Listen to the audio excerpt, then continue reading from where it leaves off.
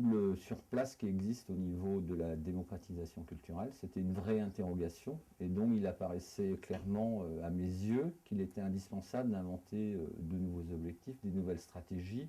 C'est vrai qu'en même temps, sur Quimper, il y avait un espace qui existait et qui se mourait autour d'un théâtre Mac Jacob, aimé des Quimpérois. Il y avait des attentes dans le public, c'est-à-dire des gens qui ne vont jamais à la scène nationale, qui ne vont jamais au musée, qui ont envie de participer à des événements culturels. Chez les acteurs, il y avait des attentes importantes. Il y avait aussi des besoins dans le domaine des musiques amplifiées, du spectacle vivant, des arts plastiques, des attentes très fortes. Et au niveau politique, il y avait le désir un peu de tisser autour de cette idée-là, et avec au cœur un fil conducteur, l'expérimentation. C'est dans ce cadre-là qu'on a organisé les États généraux de la culture.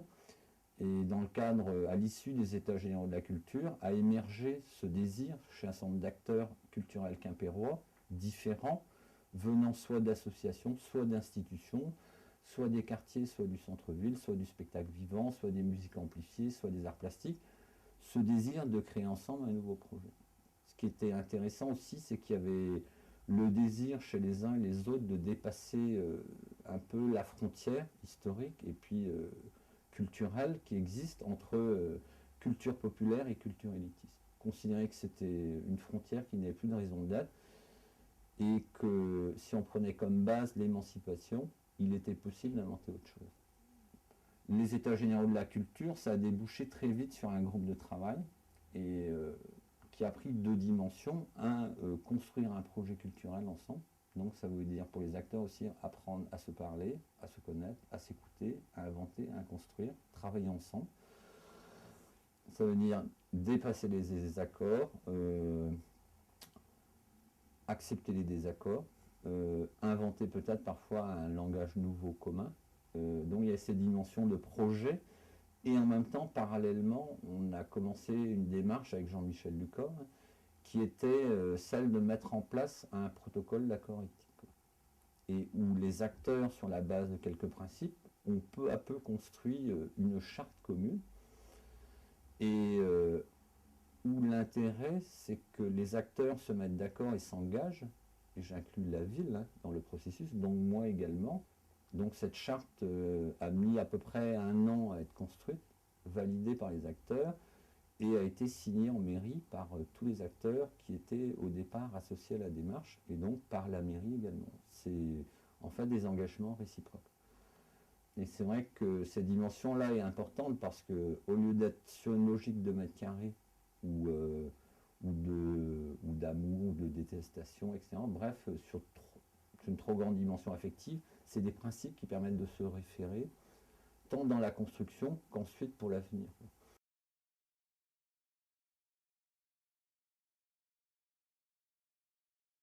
C'est donc au bout d'1 an à peu près, c'était le 25 novembre dernier, que les acteurs ont validé le scénario, ou un scénario commun. Et le 18 décembre dernier, donc moi j'ai présenté au conseil municipal le projet qui avait été validé par les acteurs. Donc j'ai présenté ce projet construit en commun avec le service culturel qui a suivi tout au long de l'année. Donc ce projet qui a été voté à la quasi-unanimité parce qu'il n'y a eu qu'une voix contre au conseil municipal et que l'UMP, donc l'opposition, a voté pour. Donc c'était évidemment une reconnaissance et politique et culturelle. Je pense que ça donne vraiment une plus grande légitimité à l'action politique, c'est certain. Je pense que dans la démarche, ce qu'il y a d'extrêmement important, c'est le respect qu'il y a vis-à-vis de tous les acteurs. Je crois qu'on a eu l'habitude, et il y a des habitudes en matière de politique, ça ne concerne pas la culture particulièrement, mais à ce que les relations soient basées soit sur du paternalisme, du rapport de force, du double langage, des promesses non tenues ou semi-tenues. Là, on rentre dans une logique qui, sur le plan de l'éthique, fait que on avance ensemble. On se sent faire partie prenante de quelque chose qui transforme culturellement la ville, donc les acteurs, le politique aussi, et qui transforme culturellement, mais même plus globalement, la ville. C'est un processus de transformation. L'élu, il est au cœur du processus et il participe comme les autres.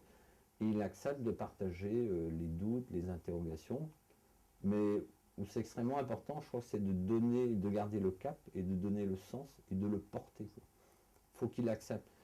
Donc ça demande d'être très présent, je crois, et en même temps d'être extrêmement discret. On doit apprendre à ce que les acteurs se responsabilisent.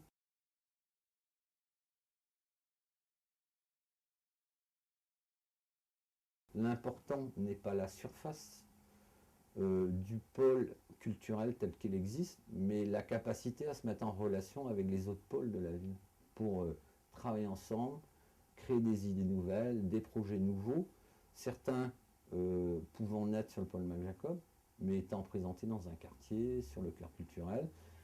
Et ce qui est vrai pour Quimper, ce fonctionnement-là en réseau, en constellation, devient vrai évidemment aussi à l'échelle de la Cornouaille, du Finistère, de la Bretagne, de la France, de l'Europe et du monde. Et à l'ère d'Internet, c'est évident que ce qui se passe à Quimper, quand on dit penser global, agir local, ça peut être aussi l'inverse. Hein. C'est penser local, agir global, on peut inverser. Ça veut dire qu'on rentre en fait dans des constellations que concrètement, bien sûr, on met en place localement, mais constellations qui ont vocation à se mettre en lien après avec d'autres. Et quelque part, je pense que là, effectivement, on préfigure ce qui va se passer peu à peu dans les nouvelles politiques de la culture un peu partout.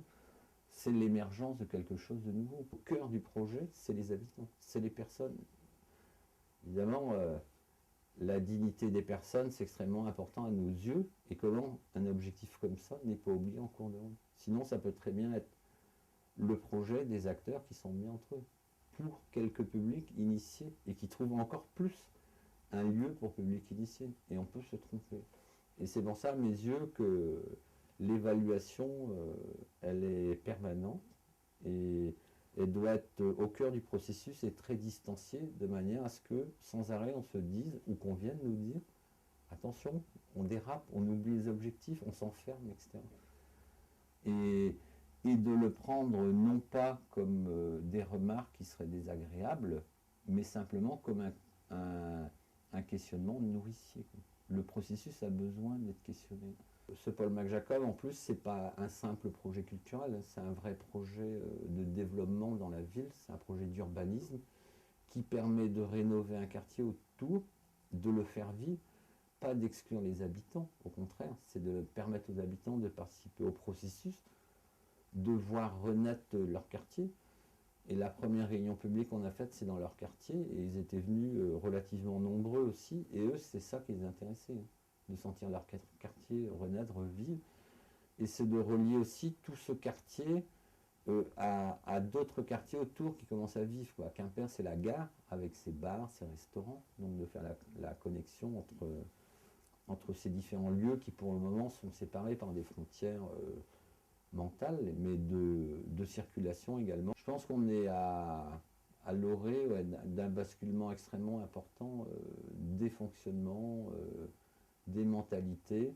Et je pense d'ailleurs que la politique va changer en profondeur, que les partis politiques vont changer en profondeur, les relations sociales et citoyennes vont changer en profondeur, et qu'on est dans quelque chose de nouveau qui est en train d'émerger.